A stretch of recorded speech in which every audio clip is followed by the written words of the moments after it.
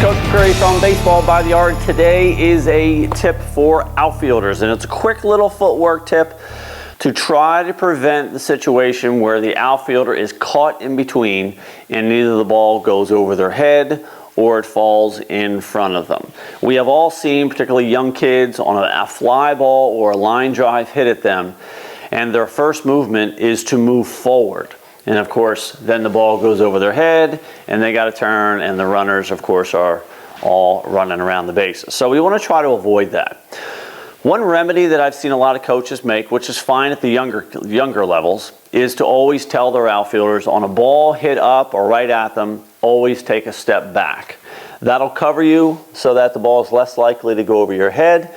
And then if the ball does land in front of you, well, the batter really just gets a single. So basically they are playing the odds and they are trying to eliminate the risk of extra bases. And that's fine for the younger ages, but as kids get older, of course, outfielders have to do a better job of that. And they're going to be expected to catch that ball regardless of whether it's forward or behind them. So I'm going to show a little tip here in terms of footwork that can get your body in a position to give yourself a little bit of time to decide whether that ball is, you need to charge it or if it's over your head.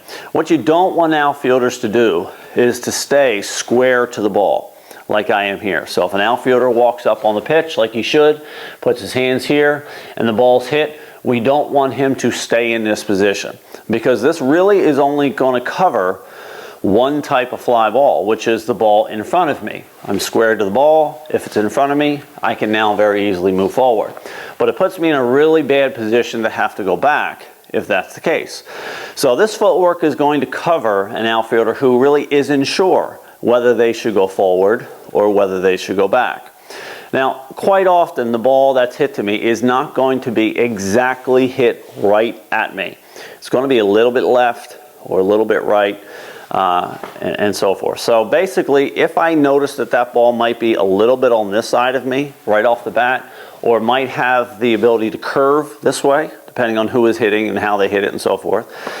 If that's the case, then I want to do a jump turn and realign my feet in this way. So I start here. If I think the ball is hit and might end up on this side of me, I jump turn in place and I put my feet just like this.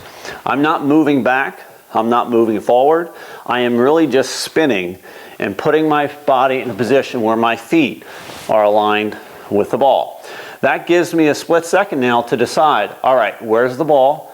Do I have to charge, which is going to be easy to do from this position, or do I have to go back, which is now much easier to do? So basically, if I am unsure, I have to just put my feet in a position so that when I do find out, I can go forward or back pretty easily. Now, obviously, if I think the ball might be on this side of me, then I jump and turn in this direction, and then I can go back or forward as needed. So that's a little footwork tip for outfielders, and I think it will do a lot to help outfielders on that very difficult play where the ball is hit right at them, either as a line drive or a fly ball, and they're not sure whether to charge or to go back. Just spin turn, and then you can figure out what direction you need to go in, and your body is already in a good position to do that. All right, folks, so that's my tip for outfielders. Have a great day, everybody. Thanks again for watching.